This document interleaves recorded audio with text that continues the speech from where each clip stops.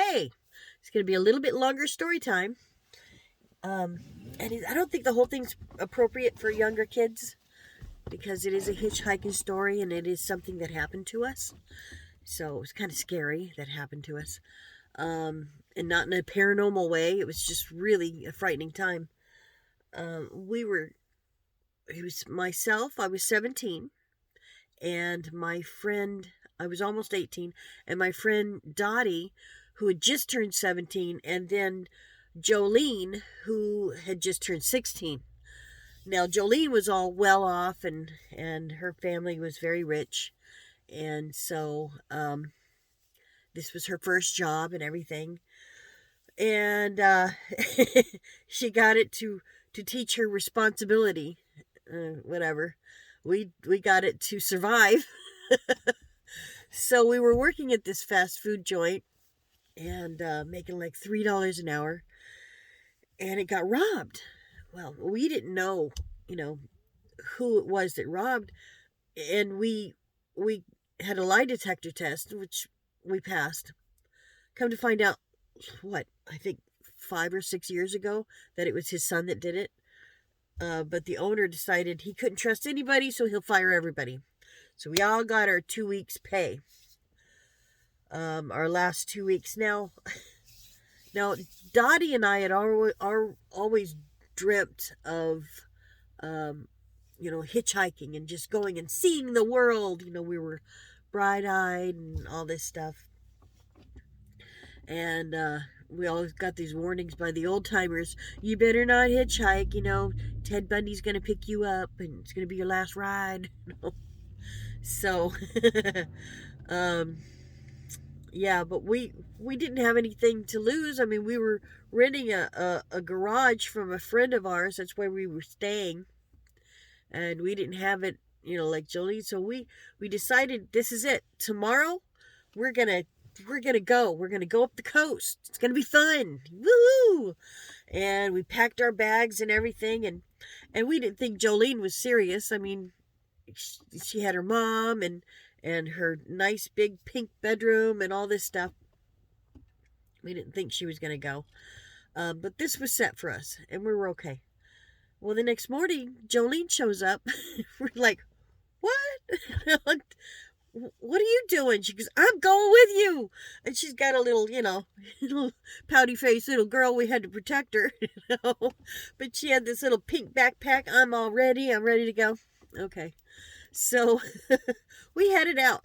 And we were having some fun, We were hitchhiking and getting rides. And they weren't long rides. They were, just we were in town. We were trying to get to the coast, so we didn't want to leave the town so we could be close to public in case something happened.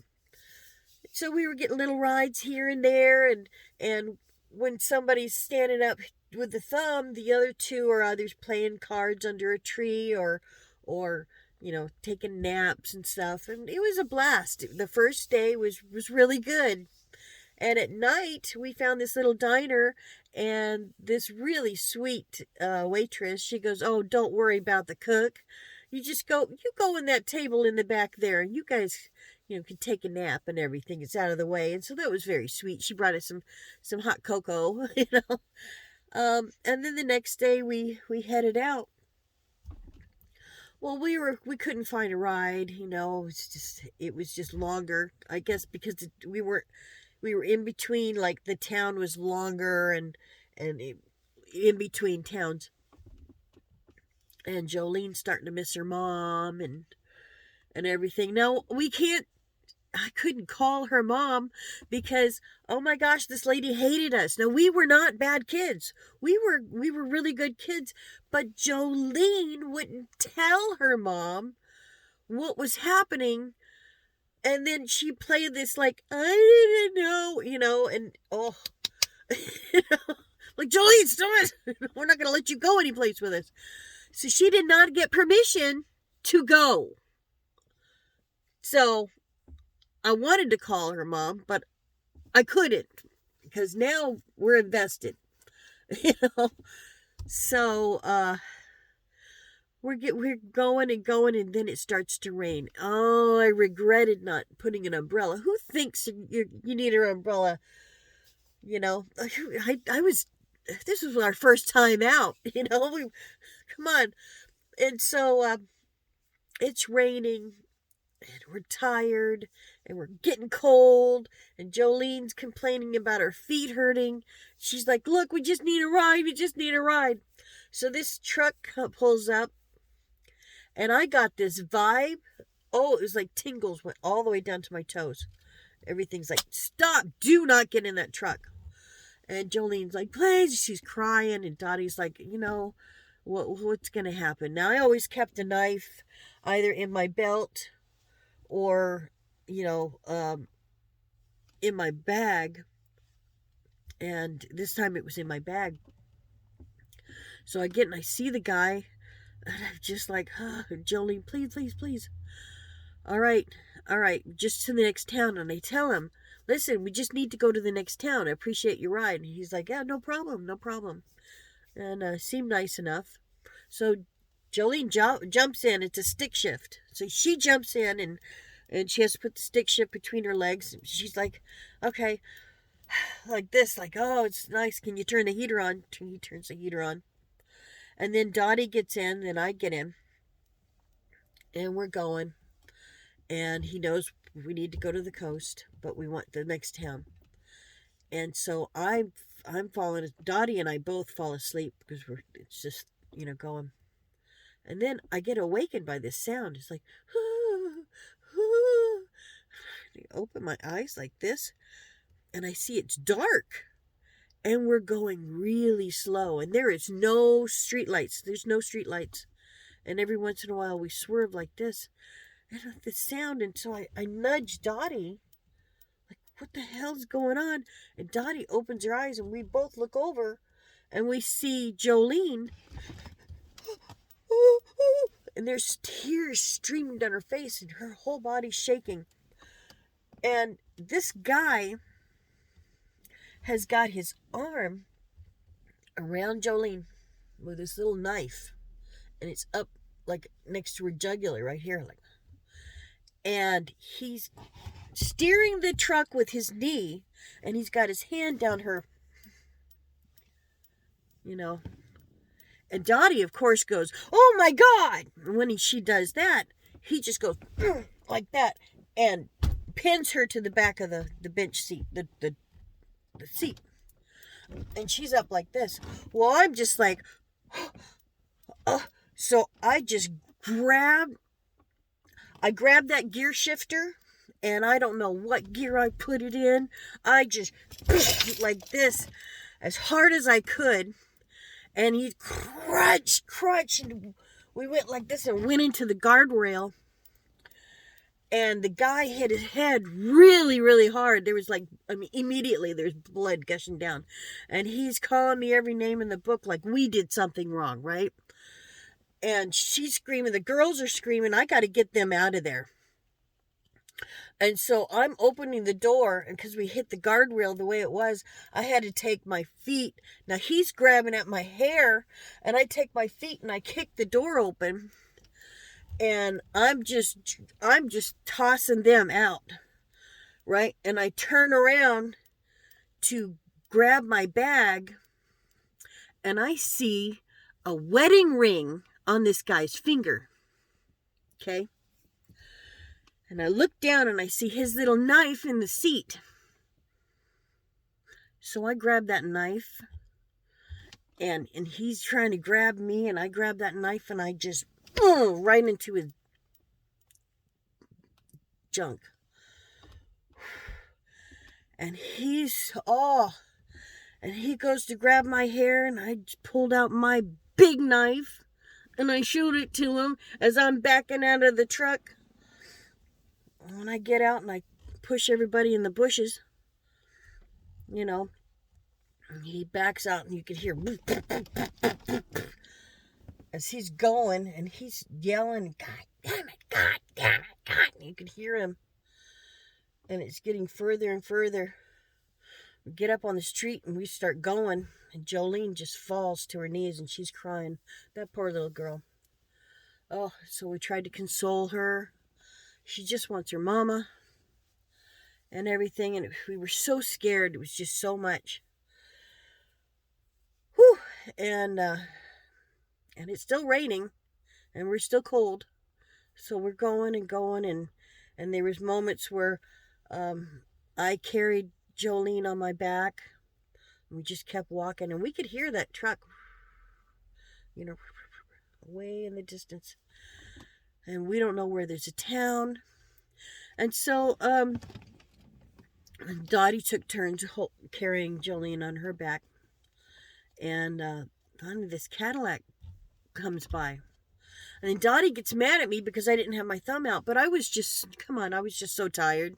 I wasn't even thinking. But it pulled over. It pulled over and it just sat there.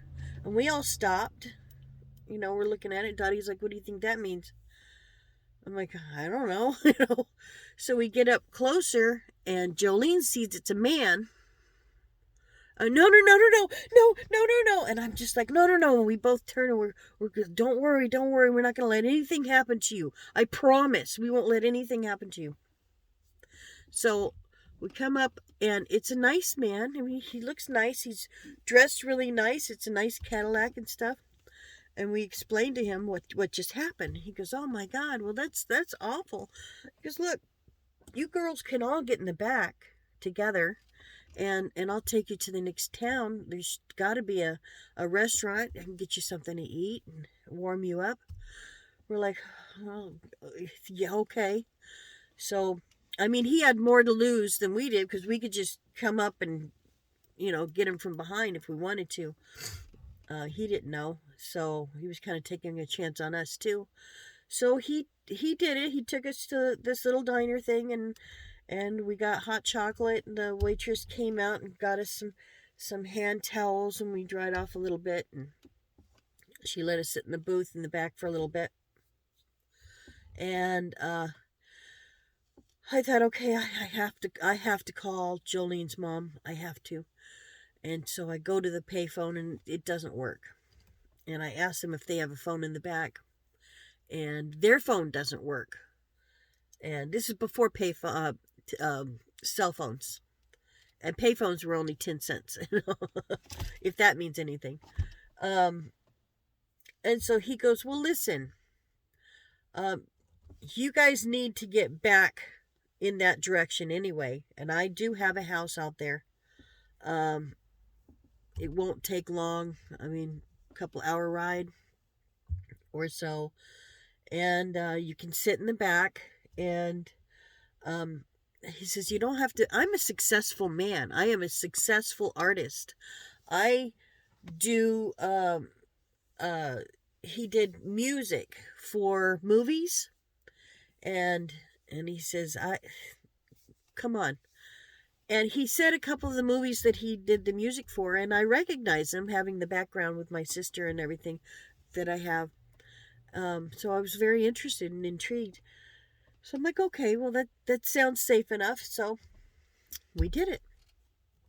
And Dottie, I had Jolene. Jolene was laying in my lap, and I was just stroking her hair, and she was out. But Dottie was just sitting there the whole time. She wouldn't unlatch her arm from mine the whole time. She's just like, I don't blame her. So we get there, and he wasn't lying. He had this house. It was up on the top of the hill overlooking the valley, and these big bay windows, and this pool that had these lights and stuff. It was like, to us, it was like a castle. It was just so pretty. And it was a 2-story house. And when we went in, yeah, he had this huge monitor screen. It was huge. And I didn't even know they made him that big. He had that one, and he had another one, and he had this organ and piano and all this equipment. And that's what he did. And so we hit it off. We were talking and stuff. He was a smaller stature, so he went and got us all some sweats, and they almost fit us, but it was better than wearing the wet clothes. And he says, listen, you guys can go up at the top. You can just take all your your backpacks and stuff, and you can put them on the counter here. He had this huge counter, huge kitchen. He goes, go on up the bedroom right there at the top of the stairs, and you can sleep it off, and then in the morning I'll make you guys breakfast and everything, and I'll even take you where you need to go. I have nothing going on. We're like, oh, that sounds great. Um, so after a while, we were talking, and Jolene was sleeping on the couch because she didn't want to leave our side. That's fine. We all went up there, and we opened the door of the bedroom, and it was an empty room. There was a small dresser and a king size bed, and that's it. Nothing else, nothing on the walls, nothing. Well, okay, it's a bedroom. And so we went in and we shut the door. He comes running up the stairs, and he's like, he opens the door and he goes, you have to leave the door cracked. I'm like, well, that's strange, you know. Okay, I don't care. Leave it cracked. And so we get in bed, and Jolene's in the middle, and Dottie, and then myself, because like I said, we weren't going to leave her, And all of a sudden, Jolene, well, no, it was Dottie. Dottie had to go to the bathroom. So Dottie gets up and she goes to the bathroom. And then when she comes back, she shuts the door, and he opens it up real quick. And she's like, like, and he says, I told you the door needs to stay cracked. And she's like, okay. And so she goes over and she climbs in bed with me. She's like, listen, he's standing outside that door. I said, what? He's standing outside the door, twirling his mustache, looking at the door handle. Are you serious? Like, what is that? And so I'm like, oh my gosh, our bags are downstairs. I have nothing to defend myself with. Oh, he might be a, lunatic. What's going on? And just then, while we're talking, Jolene sits up like this. I guess all the nerves and everything, she had to throw up. So she jumps up, and before we could stop her, she goes out of the door. We heard her slam the door in the bathroom, and the bedroom door slams. So I'm like, we thought it was Jolene that slammed the door, and we're like, well, he's going to open it up any second, and he doesn't. And so we're waiting. She's not coming back. And so we go to open the door, and it's locked. So now we're pounding on this door. Jolene, what's happening, Jolene? We're not getting a response. And we're, you get away from him, you sorry ass son of a so-and-so. Don't you touch her. And we're banging on the door. We tried the windows. We were going to jump out the second story, but the windows, we couldn't get the windows open.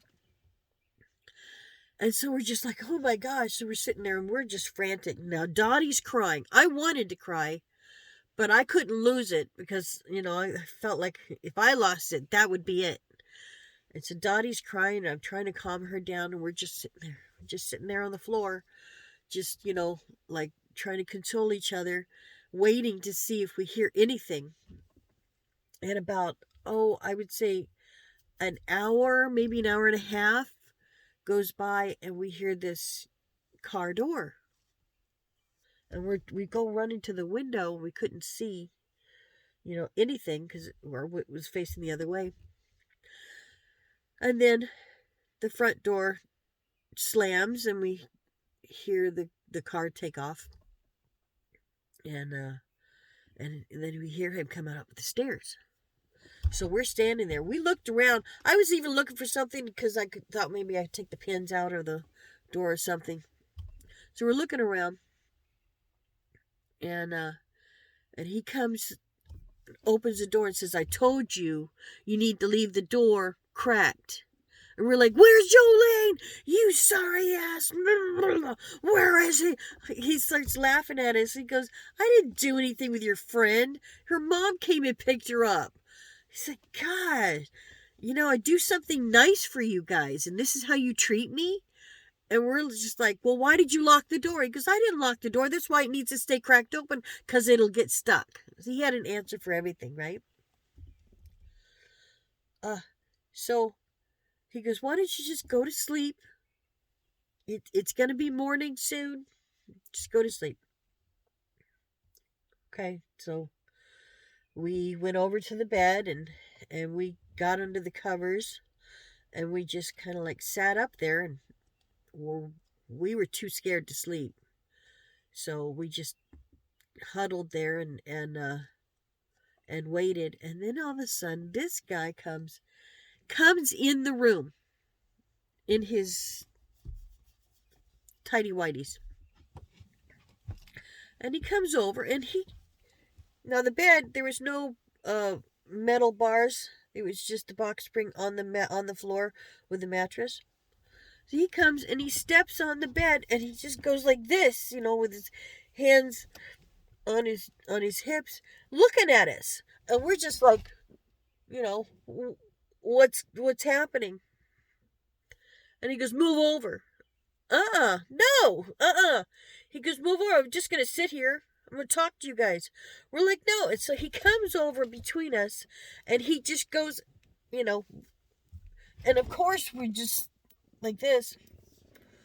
And he's sitting there and he's trying to talk to us, like have a conversation. And what the hell? And so everything, I got to protect Dottie because I know Dottie can't nothing, and I was just a little teeny thing myself, but I was full of spitfire, I'll tell you. So I'm thinking, I remember this movie with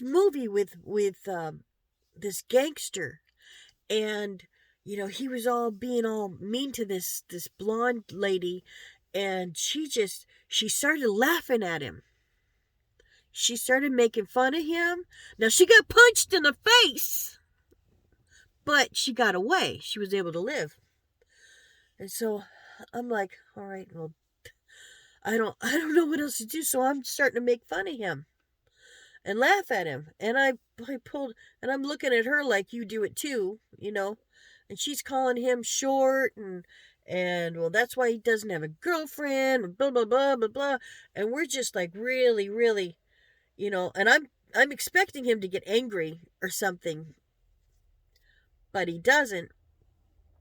It's been such a long time. He's crying now.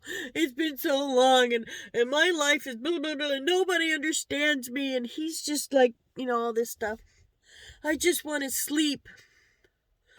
Well, yeah, okay, so I motioned to her, because he's got his hands like this. Let's go. So we jumped up and ran out of there, slamming the door, went down the stairs, went to the front door. We can't get out. It's like, it has this double lock on it. We can't get out. So I see our bags and I'm like, we grabbed our bags and we went out the sliding glass door out back where the pool is. And it was just getting light out. And we're looking around and there's no stairs. There's no nothing. And we know that's kind of like a hill that goes all the way down to the street. And we see him coming down the stairs. So I just looked at Dottie and said, what do you want to do? She goes, not that. And so we threw our bags over this wrought iron gate and our bags went down. And so we just jumped, Thelma and Louise, teenage version, whatever. Anyway, we just jumped and we rolled and hit trees and rocks, and so we were so cut up and bruised and stuff when we got to the bottom. When we landed at the bottom on the road, and looking up like, oh my gosh, I can't believe we did that. So we had to get off that road, and we're walking and walking and walking. And she's limping, and we get to a payphone, and I call a friend of mine. He's like, "What the hell were you guys thinking?" I had my knife. Come on. So, uh, I mean, we didn't turn. I couldn't find the house again if I wanted to, and we didn't do a police report because we felt like two dumb girls that were hitchhiking, and back then, if a girl goes out and does stuff like that, well, she deserved it. And he was so successful, rich and successful. Who's going to believe us? So, we didn't do anything about it. But now when I hear music, I'm just like, was that him? Anyway, kids, don't hitchhike. It's dangerous. But that was our story and why we never hitchhiked again. Now Jolene was fine. She was okay. Her mom was very angry at us, but after a couple of years, Jolene kind of told them that it wasn't us and it was her idea also to go, and so we stayed friends for a little bit, but I've lost touch with them. And I don't know, I didn't know their last names. I mean, I was 17. So anyway, we lived through it. Don't hitchhike. Story time.